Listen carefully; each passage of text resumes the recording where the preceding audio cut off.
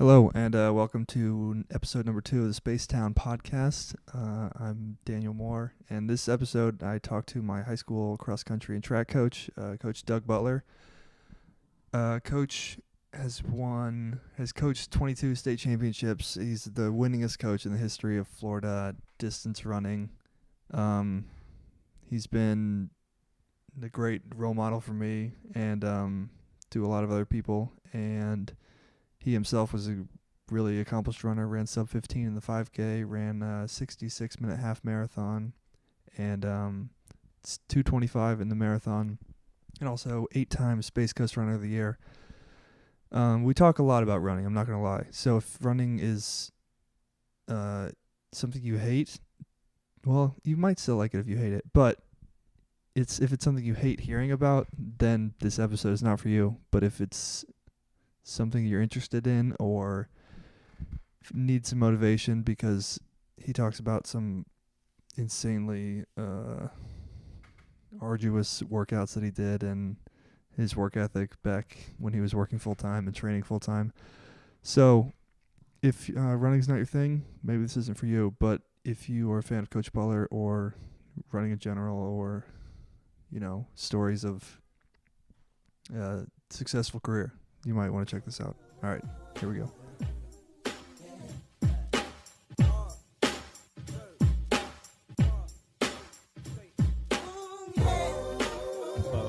You were a topic of conversation on the run today, because I remember you running in 7th grade. Yeah. I don't remember you running faster than much, like 24 minutes or something. No, like I didn't actually start running till 8th grade, like racing till 8th grade, but I was running, I started like after track season, and then I got the whole summer in before 8th grade. But yeah, got down to 20 flat by the end of 8th grade, and then started really training. And yeah, so that's what, I was talking to another alumni today on the run that coaches now in Virginia. We're talking about kids that don't set their goals very high, and I said, just use Daniel Moore as a classic example. Here's a kid that ran 14:57 in high school. If you ask him in 8th grade if he was going to think he could run sub 15, and I was trying to get on varsity at that point. Yeah. So I guess we'll start with I'm kind of curious how you got to this area, to Melbourne. Like, what made you move down here and settle here? My wife, actually. Yeah. Yeah. Okay, so you want me to go into the background here? Sure. All right. I grew up in northeastern Ohio, outside of Canton, Ohio, a little town called Worcester. Graduated high school in 1981. I hated running. I was a wrestler, baseball, football in high school. Wasn't very big. Weighed a whopping 92 pounds my freshman year in high school. The lightest wrestling weight was 98. I weighed 98 exactly my sophomore year in high school. And then my junior and senior years, I wrestled 112. I graduated in 1981. I was about 5'4", 129 pounds, I think, when I graduated high school. Joined the Air Force on March 2nd. What was that decision process like? Did you... Well, I had, when I grew up in Ohio in the late 70s, early 80s, there wasn't much for employment. Factory work was about it. And the town I lived in, outside of Millersburg, Ohio, had a chain of nursing homes. So I worked in a nursing home. I was an orderly at a nursing home for 3 years, actually, from the time I was 16 until I was 19. Not a career choice there. Didn't sound like it. It was nice to have some income. I bought my own car. My family didn't have any money. My parents divorced when I was in 4th grade, and both had remarried. Mom not successfully. Dad remarried. So I had a couple stepbrothers, stepsisters, and if I wanted anything, I had to pay for it myself. My parents weren't going to give me a car or anything. So when I graduated high school, I got accepted to a branch of Ohio State in Worcester, Ohio, with no money to go there. So continued to work, and a friend of mine, one of my best friends, was in the Navy. My cousin was in the Air Force. And I said, I have to do something. I'm not going to stay here. I'm not going to work in a nursing home my entire life. And I wanted to get out. So I just kind of had talked to both of them when they were in basic training and decided, Air Force was the route that I wanted to go. Yeah. So I joined the Air Force on my birthday, my 19th birthday in 1982. And first time I ever flew in a plane was on the way to basic training. Wow. Where was that? Yeah, at Lackland Air Force Base in Texas, San Antonio, Texas. And get off and get on the next morning. They let you sleep the night. We got in there like 2 o'clock in the morning. They wake you up the next morning, and this guy's just in your face, just screaming at you. Yeah. And I'm like, what the heck did I sign up for here? Is this the smartest decision here? But it wasn't so bad. Did well through basic training, and then went to Mississippi for 6 months for school. Went to electronics school. I tested pretty high on the ASVAB test, so I got a pretty good job when I got out of basic training. But got shipped to Germany for 2 years, and I was like, I didn't want to go overseas. I wanted to come to Florida. I wanted to go somewhere where it was nice and warm. I'd come to Florida for the first time when I was 16 years old, spring break of my sophomore year in high school. We came down on beach evangelism, my youth group did, to Fort Lauderdale. And I told my youth pastor, I said, I'm going to live here one day. I thought, this is really cool. We stayed this house with a pool in Fort Lauderdale. We went to the beach. We went to Disney World on the way home. And this was a mission trip? Yeah. That sounds like a pretty good mission trip. We did beach evangelism. We went to the beach every morning, and we witnessed to people on the beach. Wow. And it was great. And I said, I'm going to live there one day. I'm going to live in Florida. Because we left Ohio. It was snowing. Yeah. And we're down there soaking up the sun beach at Fort Lauderdale. It was awesome. And so when I went to Germany, I was like, but then, it was pretty good. I got to see a lot of Europe. And that's when I don't know if I would have ever started running had it not been for getting sent to Germany. So what were you doing when you were in Germany? I worked for the base that I was at. We took care of, so it was called microwave repeater sites. We were communication sites for the Air Force for planes. If they needed, to go into combat, we were forward air control, communication control. And so on the base there, and I started running just to get into shape for, we had to do a 1.5 mile fitness test, and I couldn't run it. The 1.5 miles. I couldn't, I had to walk part of it. And so there was a track about a 1/2 mile straight across this field from our base. So me and some buddies, a couple of days a week, we'd, go over to that track, and that's where they did our 1.5 mile fitness test.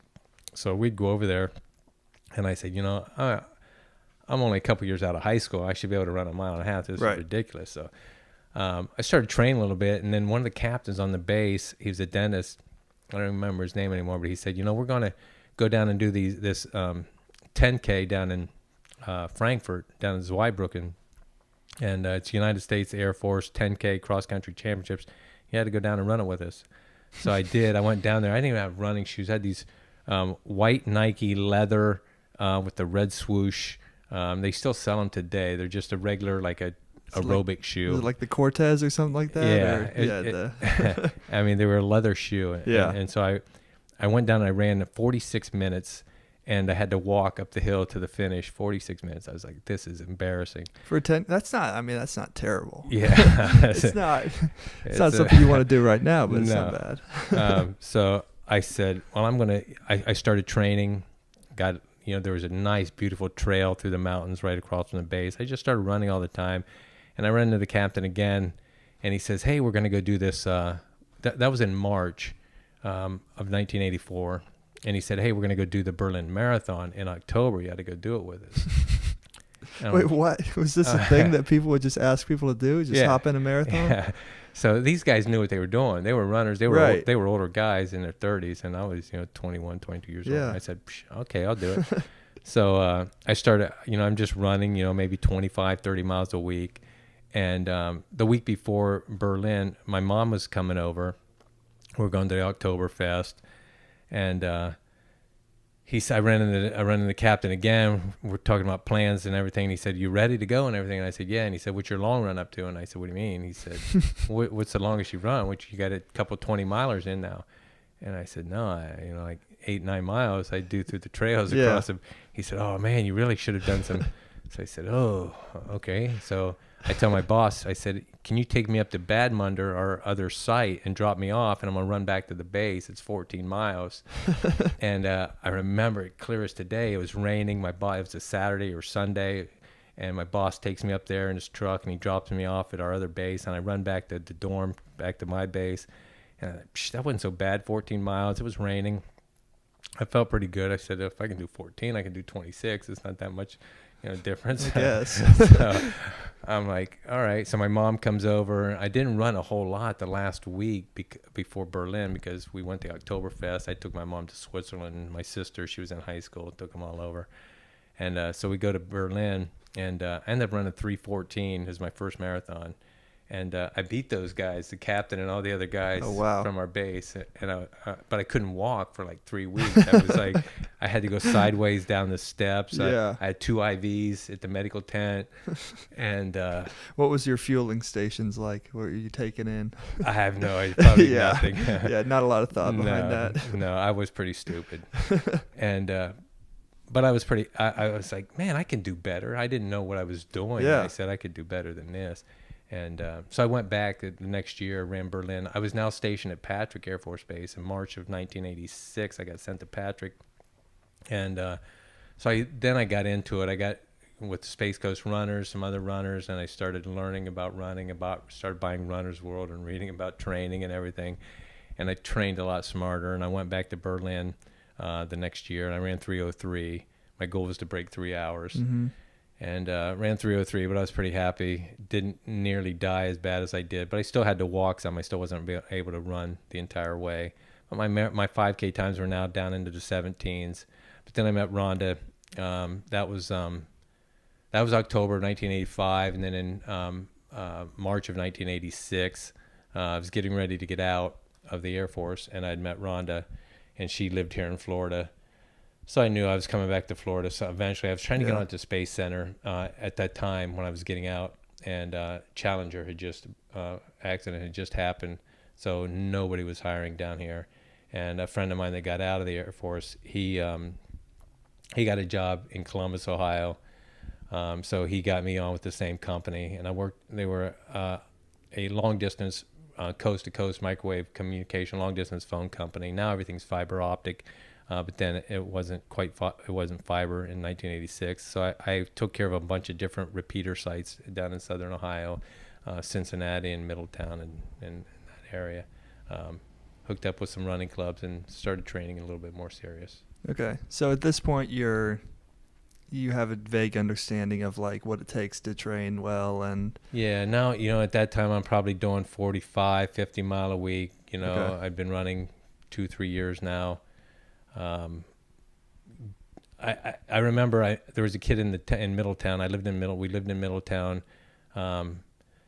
Had Greg, my oldest. He was about 2 now. This is late 1988 or early 88. He's getting and I met this kid, Doug Stempley. He was just out of high school, and he ran like 15:18, and I was a 16-minute guy.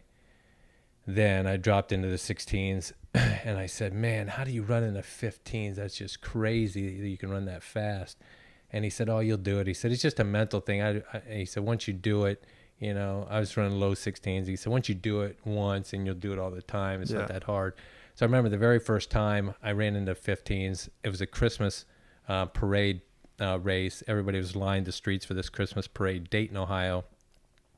And there was this guy who ran the Olympic trials. His name was Chris Pryor, and went to Dayton. And I'm in second place in the race, and Chris Pryor's way out in front. Mm-hmm. He's a 2:18 marathoner at the time, and so I'm pretty content to run second place, and I'm feeling pretty good that I'm going to break. The camera crews are everything. They're in cars and they're following him and everything. And I'm feeling pretty confident I'm going to break 16. It was a night race. It was going to be on the news and everything. And he drops out at the 3-mile mark. He wasn't even entered. He was just doing it as a training just run. A workout. So he had the cameras and everything following him and everything. And I ended up running 15:55, and nobody even knew. And winning? I won the race, with a 15:55. It was my first sub-16, but nobody even knew because he stole all the glory for me. That my first sub-16. That's pretty funny. But so then I moved back here. I got a job. Rhonda's Dad worked for McDonnell Douglas, and everybody return to flight was happening early 1986.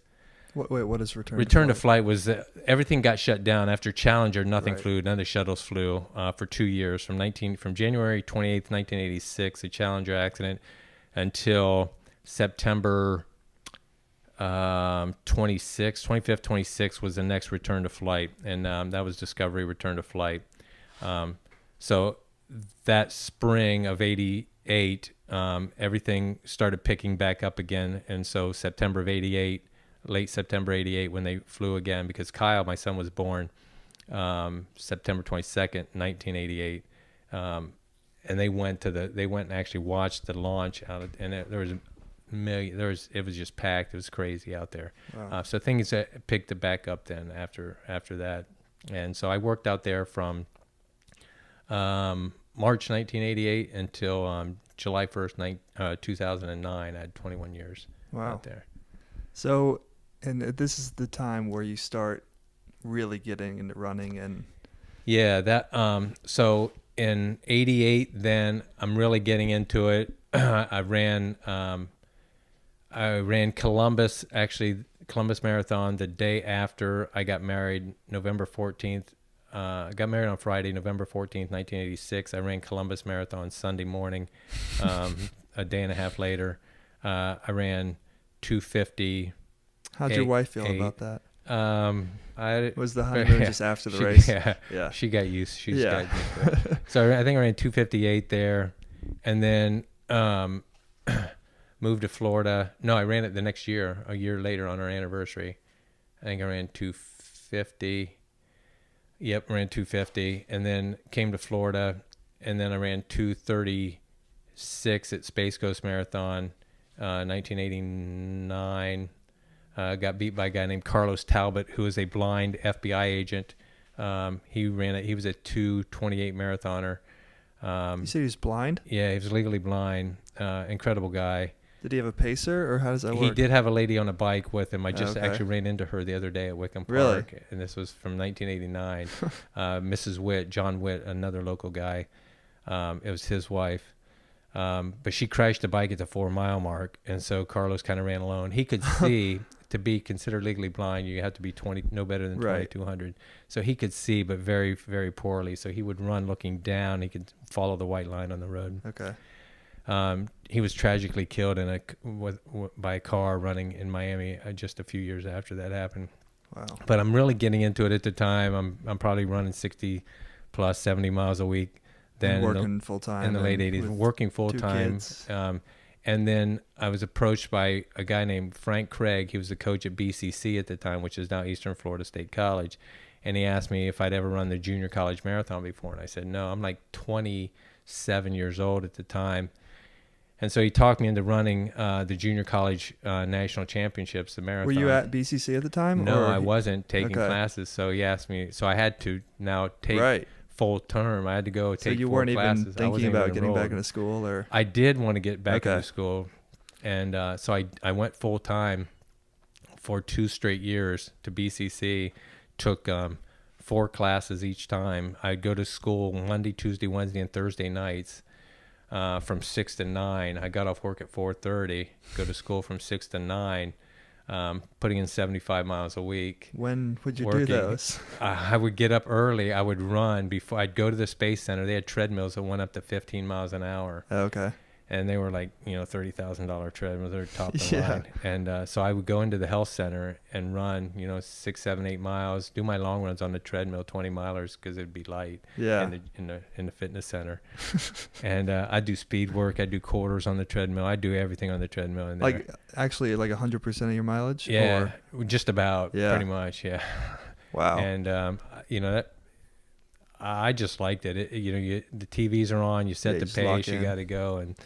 And I had my water bottle there, and I could just, crank. Mm-hmm. And so it turned out well. I got 3rd in the nation the first year. I think it was 1990. And then 1991, I got 2nd in the nation. We got 2nd or 3rd as a team both times. So is it a marathon team? Or is it? Yeah, it's 4 guys. They had guys teams and girls teams. So BCC put together guys and girls teams. And actually Bob Perry, who's the coach at Mile High, He's a friend of mine. He was on the team as well, and he had run college before. So to be eligible for the junior college marathon, you just have not had to run the junior college marathon. So you're eligible to run the junior college marathon. Yeah. The guy that beat me, I got third the first year I ran it, and the guy that won it was a lawyer from Oregon who'd run college, 4 years of college before. But just enrolled at a junior college? Just enrolled in junior college to do it, yeah. So, and then the second year I got beat by this guy named Thomas Ganable, something like that. He was a Polish kid from Wisconsin, and I actually ran the first initial Disney marathon with him. Really? Ran into him. I had run JUCO, and then the next year he shows up at Disney, and he's running about the same pace as me. We both ran like 2:30, 2:31 at Disney. Freezing weather. But so did the JUCO marathon twice. My running's getting better. I'm now running like 2:30 for the marathon. Did several. I've run 21 marathons, so I had several right around 2:30. The early 90s, I went up to South Bend, ran the Sunburst Marathon at Notre Dame. That was my first sub 2:30. Ran 2:29. Finished at the 50-yard line of the Notre Dame football field, which was really cool. Yeah, that is cool. So I plugged another 2:29 in the early 90s at Twin Cities, and then I eventually ran my PR 2:25 at Grandma's. Okay. So at this point you're all in on running, but when did that switch happen, or was it never?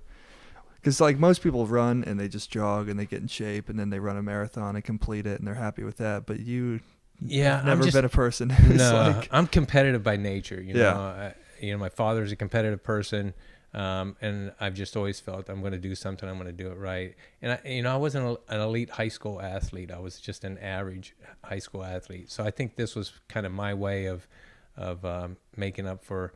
I had cousins that were great high school athletes. And so this was kind of my way of, trying to get the most out of myself post high school. No, yeah. I definitely resonate with that. Like, tried every sport growing up and then finally found running. But I found it a little earlier. Yeah. But, it's the same desire. So at this point, you're running 2:30s, and then you kind of have a breakthrough, right? Yeah, I popped to sub 2:30, then 2:29s at 2:25. It's now 1995. I'm trying to make the trials for 96. 2:22 qualified you for the trials back then. They had an A and a B standard. Just the marathon, or you can do a half? Yeah, they had no half standard back then. So I was trying to hit that 2:22. My wife and I went to Fox Cities. I felt pretty good. It's supposed to be a great course, great weather, a few canyons there. I just ran stupid. I got carried away, went through the half in 1:08:40 with a couple Kenyan guys, and I totally crashed. I was probably in the best shape that I've been in. I'd run 100-mile weeks, and I should have gone out 1:10, 1:11, and because I had clocked 1:06 for the half marathon. I'd ran a 1:07 in Jacksonville, and I turned around 10 days later, ran a 1:06 in Orlando. Ran 14:46 for the 5K, which was a PR at the time.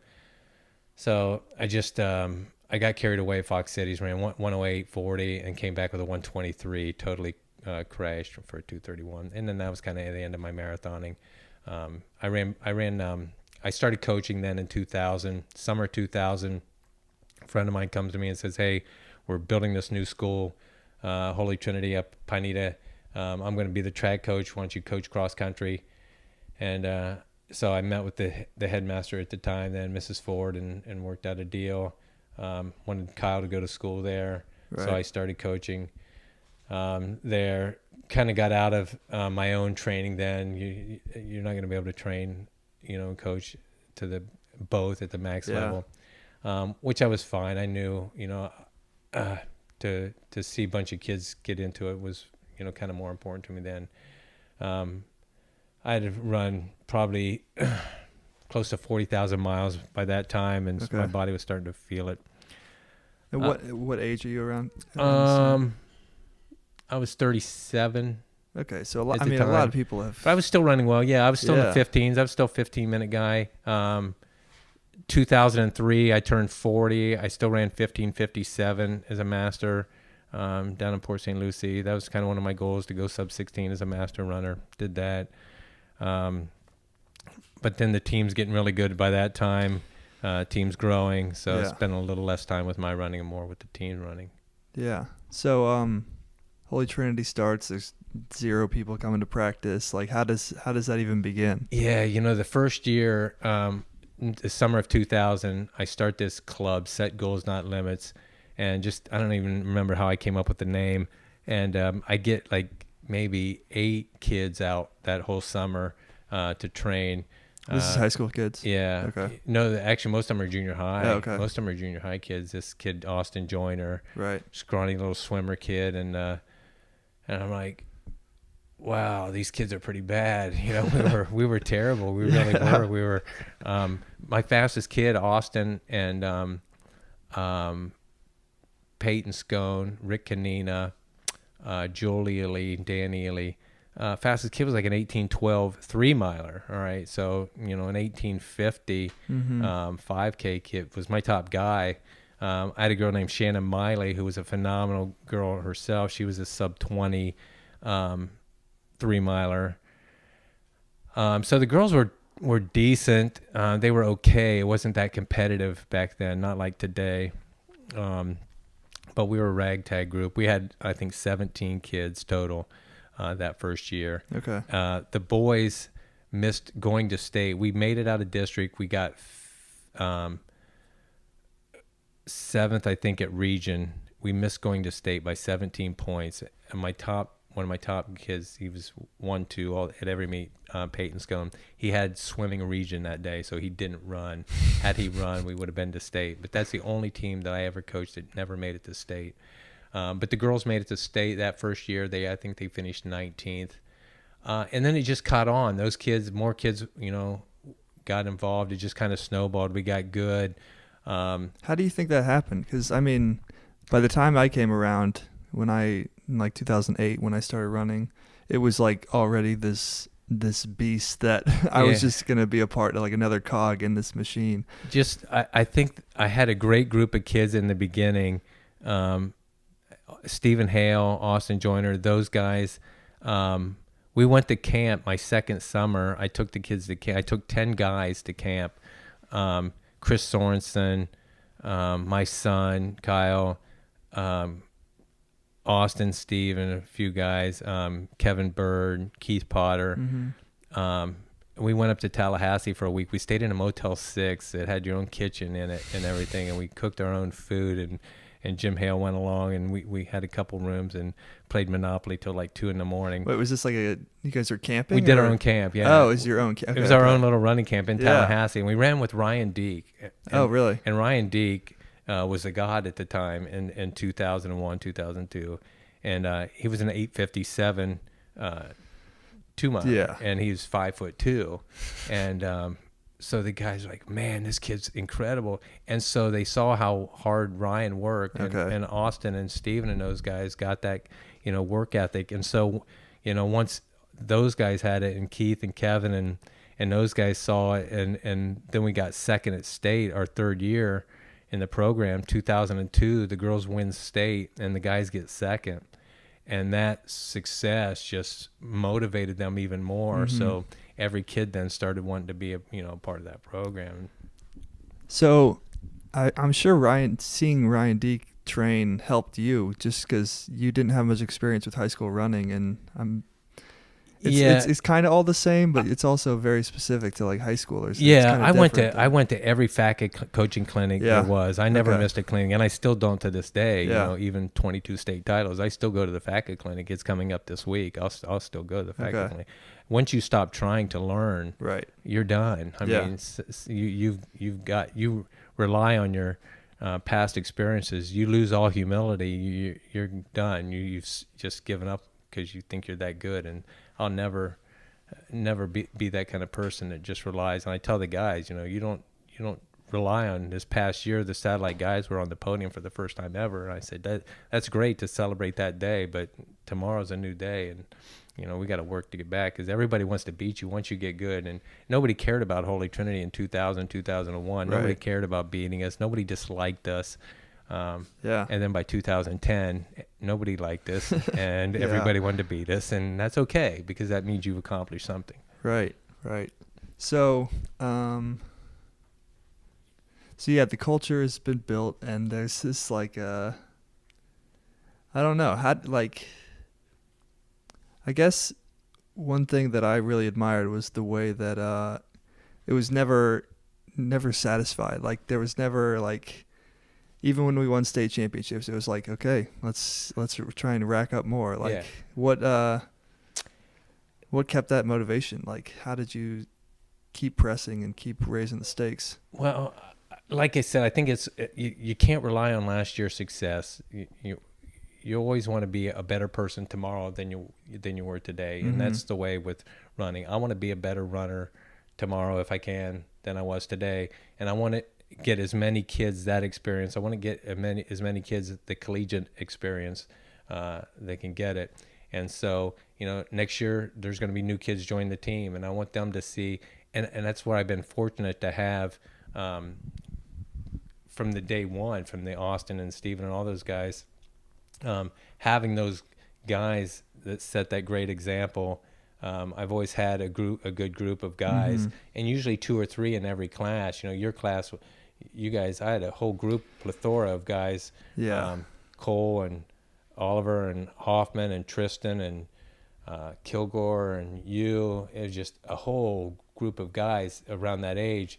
There have been years when like Andrew Cacciatore's year, I had one good guy that year. Usually you have 2 or 3 guys in every grade that are just motivated and hungry to win. And it's not so much the winning that you get excited about. It's just Right. you got to build that I hate to lose mentality. Losing sucks a heck of a lot more than winning is great, and I've never been one to, state championship, be all glory and happy. I hate losing. Yeah. Whether it be to Trinity Prep or Bowles or whoever. I mean, I like those guys and all, but I just don't want to lose to them. Right. And would you say that you had the same feeling back when you were racing yourself? Like, Oh yeah, man. When I was good, back in the mid '90s, I would go to Track Shack race. It's funny now. I took Alex over to Track Shack and we talk about now. There's one guy over there can run in this 15-30 range. Back then, if you didn't run 15-15, you weren't going to be in the top 10. Yeah. And I would go to the line, and I had 0 leg speed. I'm probably the slowest. Joey last at Castanera lasts about, I'm probably the slowest 5K guy to ever run 106 for the half marathon.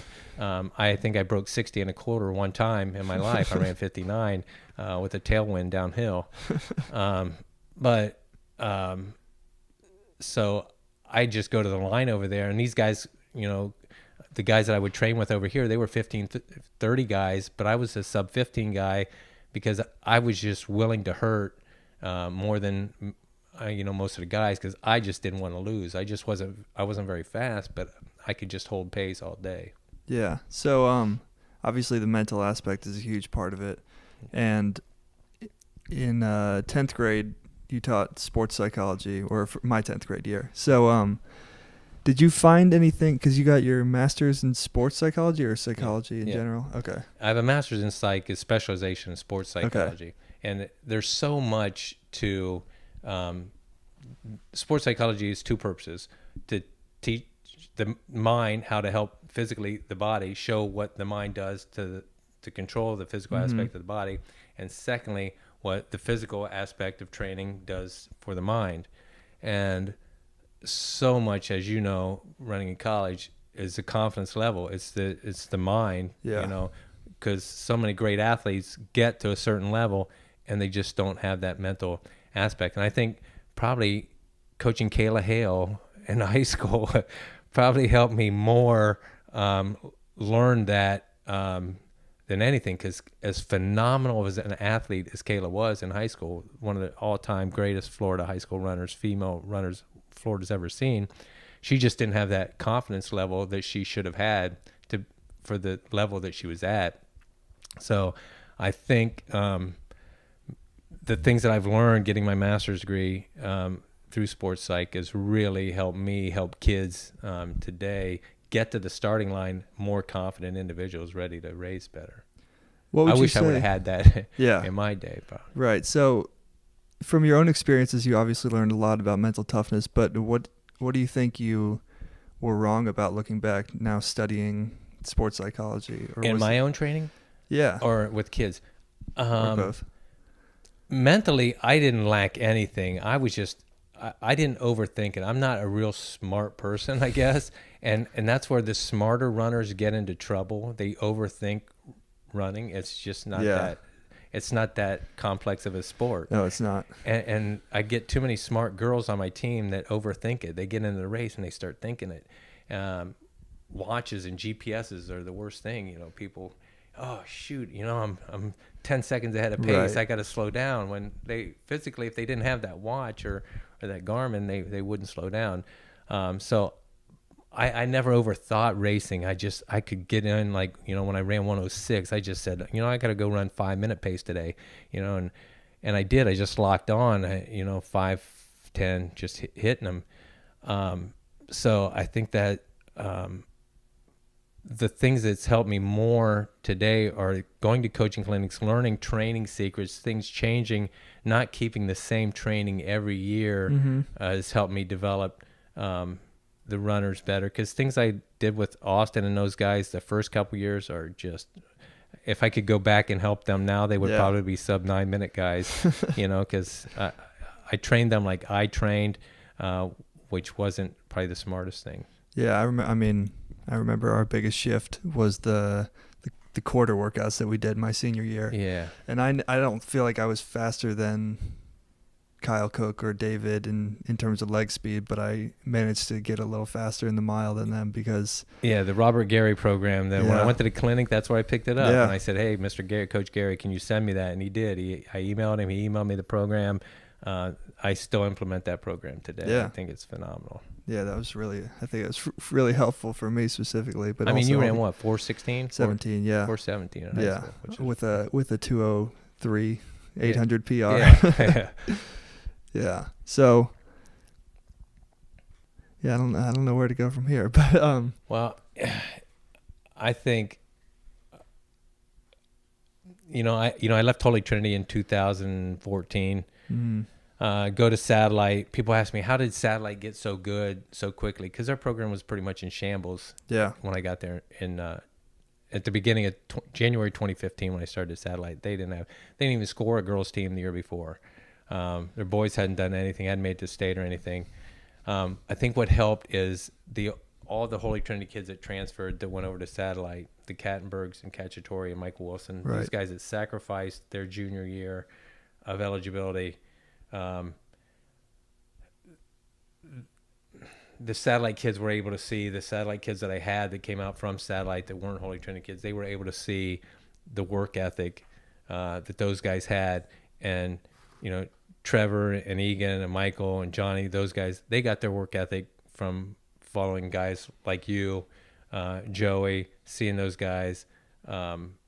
They didn't just come up with that work ethic. It's been passed down from generation. So now, but that's the same case for our class too. Yeah, it was just like this was the norm. It was expected of you. Yeah. You know, and I think that's coming to practice at 6:30 over Christmas break. That was like the greatest thing was just this culture that was already built, and I just had to fit into it, and I was gonna excel. Like it didn't take me digging to some crazy level or like me being or any of us being that talented. It was just like, you find just put in the work. There's so many kids with that potential. All these kids that, I couldn't run 16 minutes. Yeah, you really could. There's so many kids that could run 16 minutes if they got in the right culture, the right environment, trained over Christmas break, trained over the summer, put in that 800, 900, 1,000 mile summer. But kids just aren't willing to work because coaches just aren't willing to work either to be there. And if you want a successful cross-country track program, you've got to, as a coach, you've got to be willing to be there. You can't just say, hey, here's a training program, you know, I'll see you at the end of summer, make sure you go out and do this, because it's not going to happen. Right. So more big picture, what do you think the biggest changes you've seen in the running culture from either 80s or 90s to today?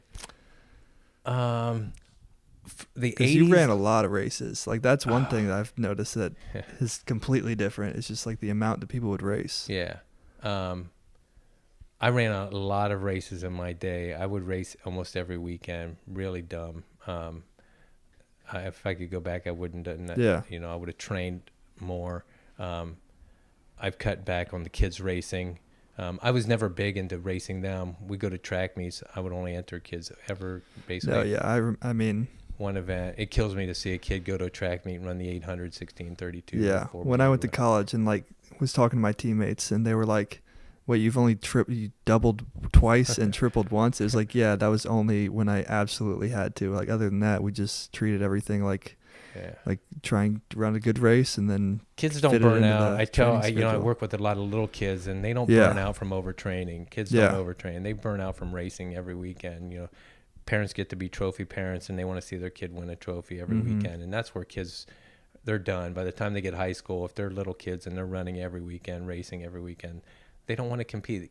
Racing is stressful. It's very stressful. As a high school kid, as a collegiate kid, it's a stressful environment. So imagine a 10, 11-year-old kid with mom, screaming at you on the sideline, it's stressful. So that's where they wear out. That's the burnout comes from. So I try to, I steer all the kids away from that. My satellite kids still today, they won't double. I won't double them until the end. As good as Kayla was, I never tripled her until the state meet. Her junior and senior year, she ran the 4x8, the 16 to 32, and the only reason I did it was to get the points from her because I knew that she would win both the 16 and 32. Yeah. And she did. She won both the 16 and 32 her junior and senior year, and 4x8. So, if you don't have a chance, I've seen too many coaches trying to get little points out of kids doing that, and they don't even have a chance to win a state title anyway. So it's just pointless. So, talking more mentally, like, what are some sports psychology tips that you've picked up in the past or have been implementing recently that you've seen effects from? I'm big into visualizing, getting kids to visualize the race. Not just that day, but that week going in. I try to say, when you're going to bed at night, picture yourself, sitting on Daniel Salas and out kicking him in the last, 100 meters. Picture yourself, running that state race. Visualize yourself going through the course, doing that, and get into it, not just seeing it, but hearing the crowd, smell the grass, totally immerse yourself in that. That's a major one. Just being confident, and you get confident in training. Training builds confidence. If you're a basketball player and you're shooting 50% from the free throw line, well, what do? You go shoot free throws every day. You just practice shooting free throws, and that builds the skill and it builds the confidence. So that's visualization, building confidence, relaxation techniques. I used to, in sports psych class, have you guys do the muscle and breathing relaxation. Yeah, that was really helpful. Yeah, because muscle tension creates, stress creates muscle tension, which, fatigues you. So you just got to relax. You got to get in a race and relax. And as I've told kids 100 times, a race is not combat. Nobody's going to die.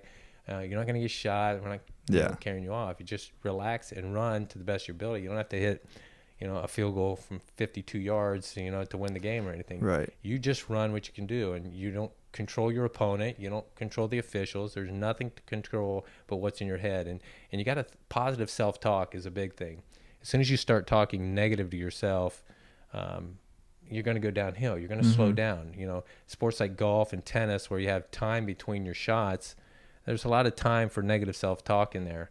Running a 5K, you got 20-some minutes, so, as a girl, so you got a lot of time to start talking negative to yourself, and that's where your race will go downhill. So as long as, the other day I was running a 10-miler, and I went out in 36, and I came back in 34, and I just kept telling myself, man, I feel really good today. I feel really good, and I didn't feel any better than I did in any other day, but I just wanted to get home before it got dark, so I started picking up the pace. Before I know it, I'm running, sub 7. So self-talk is huge. Yeah, and I think those are the runs that you really remember, is the ones where you're not doing anything extraordinary or like extraordinarily different in the setup or even during the run, but something just clicks, and I think it's all about setting yourself up so that those become more and more frequent. Yeah. In that, Federer was a big one. Roger Federer, tennis player, he said, he used to get mad, lose his anger, talk negative to himself and everything. And he said as soon as he learned to control that and start talking positive to himself, his game started changing. Next thing you know, he's number 1 in the world. Yeah.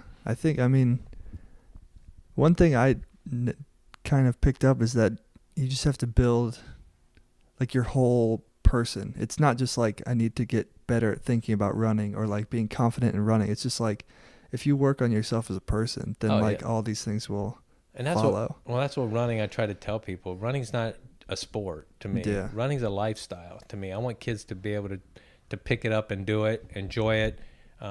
It's so soul cleansing. You get stressed out. Things stress you out. Your job stresses you out. Your family can stress you out.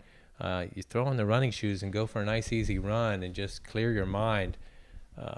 And that's one thing I want to teach the kids. I want to teach kids work ethic. I don't want to teach them just to be a 9:15 2-miler. I want to teach them how to work hard in life because life is competition.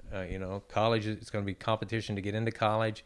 It's going to be competition when you get into college. It's going to be competition for a job one day. So, you got to be able to handle competition, and you got to, sometimes you win, sometimes you're not. Some days you're the bug, some days you're the windshield. So you got to be able to roll with it. There's a higher power in control, and he's got everything under control. So I don't sweat the small stuff. Yeah, I definitely think like one of the biggest takeaways is that like from your program was that you can outwork people. Like you can just will yourself, because I probably ran more miles than anyone in the state before my senior year, and that was the year that I really took a big leap in my results. And I was just talking to people, and I would just say how much I was running, and they're like, "You were running that much?" It's like, yeah, I didn't think I knew it wasn't normal, but I knew it was normal among the But it was team. normal back in the 70s. Yeah. 60s and 70s, guys like you were doing that. And then in the 80s and early 90s, people got out of it. They stopped running so many miles. Yeah, I think it's definitely coming back. Oh, yeah. Kids aren't afraid to put in 100-mile weeks now. And I talked to Jim Ryan, and he said, yeah, he was a miler, and he was doing 100 miles a week in high school. Yeah. Todd Williams, guys like that, Bob Kennedy in the early 80s, they were doing that. Kids in the late 80s, 90s got away. Coaches, it wasn't the kids, it was the coaches that got away from it. So, getting guys like you and David Kilgore and Joey and guys that were willing to do it. Yeah. And do it in running shoes and not in Toms like Daniel Moore.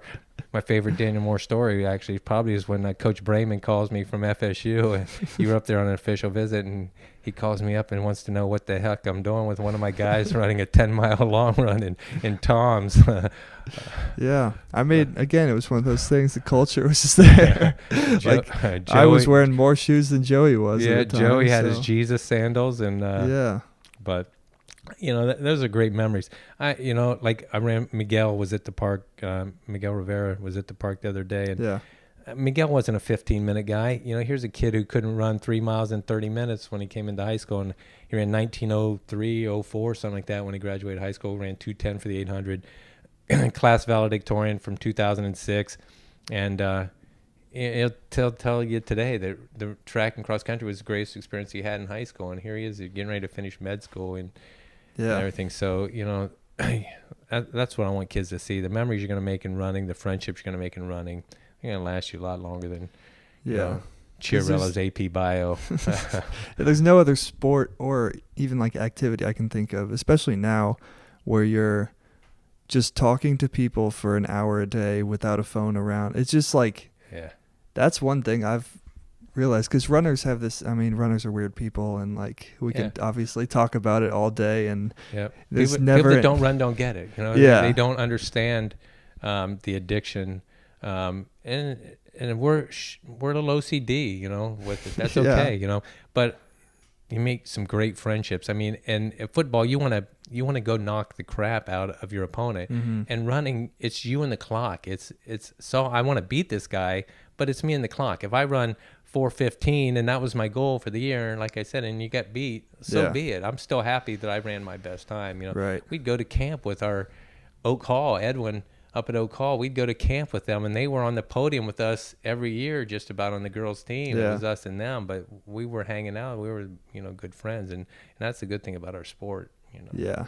I mean, that's probably my favorite thing. It's just the amount of time where you get to just hang out. Like when I tell people, like now that I have a real job and like interacting with people that are so foreign to running, I'm just like they find out I run. I'm like, they're like, how much do you run? It's like, well, like there was a time I was running like 90 to 100 a week, and they're like, but when you think about it, it's like 80% of those were just me running with my friends, and we were talking the whole time. Like it wasn't. It doesn't seem like you're doing that. And it's not even like it's that hard. No. Most of the time, it's like you have to just do hard workouts a couple times a week, and the rest is like pretty enjoyable once you get to a baseline point where you can talk on a run. Yeah, it's an hour and a half a day. Yeah. Most people waste that watching TV a day. Yeah. So yeah, that's like a pretty conservative estimate of how much people watch TV. But right. Yeah. So if you are in the area and you like, if you're interested in running, check out Set Goals Not Limits with Coach Butler. You guys still meeting at the park every? We do. We meet every morning at Wickham Park at 6:30. Tuesday and Thursday nights at 6:00 at the Wickham Senior Center. Yeah. All right. You got any final words? No, I'm good. Okay. Thank you. Well, thanks for coming on. Hope it was a good experience, and thanks again. Thanks, Dan.